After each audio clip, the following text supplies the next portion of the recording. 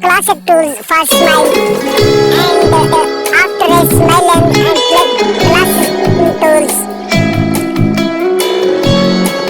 After this, go to winged tools for a beautiful picture. Click winged.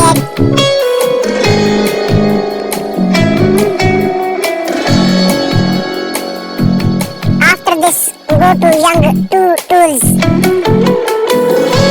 for beautiful facing. Now your video is complete. Please